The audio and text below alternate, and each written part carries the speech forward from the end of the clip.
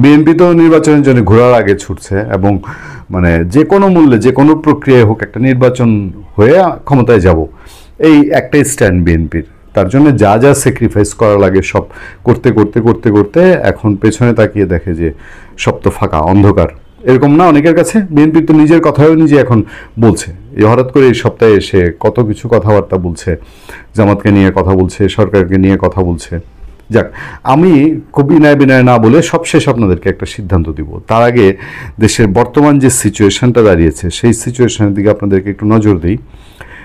হচ্ছে আগামী 16 নভেম্বরের মধ্যে 5 দফা দাবি না মানলে প্রধান উপদেষ্টার বাসভবন যমুনার সামনে অনির্দিষ্টকালের জন্য অবস্থান কর্মসূচি পালনের ঘোষণা জামাত সহ সমমনা 8 দলের। বুধবার যৌথ সংবাদ সম্মেলনে এমন কর্মসূচি ঘোষণা করে তারা, এবং এতে তাদের আবার আরেকটা সাব টিম আছে এনসিপি, তারাও এটা সমর্থন জানিয়েছে। তারা সমর্থন জানিয়ে অলরেডি সংবাদ মাধ্যমকে জানিয়ে দিয়েছে যে এই যে 15 নভেম্বর তাদেরকে প্রধান উপদেষ্টা যমুনার সামনে অনির্দিষ্টকালের অবস্থান কর্মসূচি নেবে। এটা একটা পিকুলিয়ার কাণ্ড, বুঝছেন? ওই শাহবাগে নিয়েছিল না আওয়ামী লীগ নিষিদ্ধের দাবিতে, দেশের 18 কোটি মানুষের মধ্যে কয় ডজন ওখানে ছিল আপনারা সবাই জানেন, এবং 18 কোটির প্রতিনিধি। এখন এইটে মানে একটা নতুনত্ব আর তামাশা করার তো কোনো নতুনত্ব নাই বাংলাদেশে। আচ্ছা, জামাত এগুলো বলছে করবে, ভীষণ ব্যাপার। এবং জামাতের নেতা এমনও বলছেন আজকে এসে যে এই জুলাই সনদের আইনি ভিত্তি ছাড়া নির্বাচনই হবে না, নির্বাচন করতে দেওয়া হবে না। মানে খোলস ছেড়ে মুখ ফুটে বলছেন এখন। আসল কথা হলো নির্বাচন করতে দেওয়া হবে না, নির্বাচন চাই না, নির্বাচন হতে দেওয়া হবে না। সেটা হচ্ছে জামাত এখন মোটামুটি ফিল্ডে এসে সেই কথাবার্তাগুলো তারা অনেকটাই প্রকাশ্যে বলে ফেলছেন। সে সময় খবরটার দিকে দেখেন, জুলাই জাতীয় সনদ ভোটের দিনেই গণভোট করার চিন্তা সরকারের। আমি যেটা বলছি যে শেষে আপনাদেরকে জানাবো, থাকবে একাধিক প্রশ্ন। আইনি সংকট এড়াতে রাষ্ট্রপতির স্বাক্ষরেই আদেশ হবে, যেটা তারা ভেবেছিল যে ইনায়া বিনায়া ডক্টর ইউনূসরে দিয়েই সেটা করা যায় কিনা। এখন তো দেখলো দুনিয়া ঘাইটা এটা হয় না, আর এটা করতে গেলে সারা দুনিয়াই তাদের বিরুদ্ধে উল্টায় যাবে। 365 দিনের মধ্যে দ্বৈত ক্ষমতা পাবে সংসদ।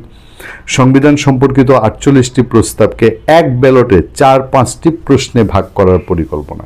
মানে গোজামিলের একটা গণভোট তাদের করতেই হবে, আমাদের তো এই জুলাই সনদে পরে টিকাবে কেমনে। জুলাই জাতীয় সনদ বাস্তবায়নে জাতীয় ঐকমত্য কমিশনের সুপারিশ কিছুটা সংশোধন করে আদেশ জারির প্রস্তুতি নিচ্ছে সরকার। আগামীকাল, আমি 11 নভেম্বর 2025 বুধবার সন্ধ্যায় কথা বলছি, তার পরের দিন সরকারের একটা সিদ্ধান্তে যাওয়ার কথা। 15 নভেম্বর আদেশ জারি হওয়ার সম্ভাবনা রয়েছে।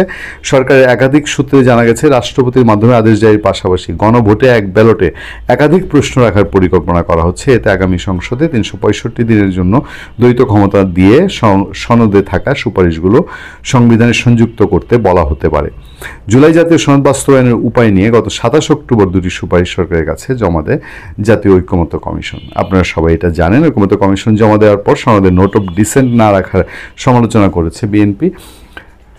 এগুলো করছে, কিন্তু জাতীয় নির্বাচনটা যদি কনফার্ম করে দেয় এবং এর মধ্যে দিয়ে এই সরকার যেভাবে চাচ্ছে, জামাতে ইসলামী যেভাবে চাচ্ছে, সেভাবে জুলাই সনদটা বাস্তবায়ন হয়ে গেলে বা বাস্তবায়নের পরিস্থিতি তৈরি হলে, তাইলে বিএনপিও সেটা মেনে নেবে।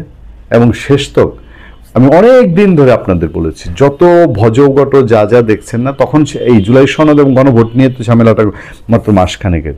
এর আগে যখন পিআর নিয়ে কথাবার্তা হচ্ছিল, পিআর ছাড়া জামাত নির্বাচনেই যাবে না, তখন আমি আপনাদেরকে বলেছিলাম, একাধিক আলোচনায় বলেছি যে নির্বাচনের আগে এরকম বহু বিরোধ টিরোধ দেখাবে বিএনপির সঙ্গে জামাতে ইসলামী, এনসিপি দেখাবে, কিন্তু ফাইনালি নির্বাচনে তারা যাবে। কারণ ফেব্রুয়ারির টার্গেটটা তারা যেটা করেছে, এটার পেছনে তাদের একটু কারণ আছে। সেই কারণটা বাস্তবায়নের জন্যেই তারা যাবে। আর এই সরকারের মনের ভেতরে খায় সেজন্য উঠে যায়নি। তারা যে বিপ্লবী সরকারের পথে হাঁটছিল সেটা এখনও উঠে যায়নি, তারা এখনও সেটার মধ্যে কিছু না কিছু আছে। শেষ তো গিয়ে বিএনপিকে একটা বড় ভজগটের মধ্যে বড় একটা আরও একটা যে গোল এখন পর্যন্ত খেয়েছে তার চেয়ে আরেকটা গোল খাওয়ানোর পূর্ণ প্রস্তুতি এর মধ্যে দিয়েই সেরে ফেলা হবে। ভালো থাকবেন, সুস্থ থাকবেন। আপনার সাথে আমি আতিক রহমান, পূর্ণিয়া।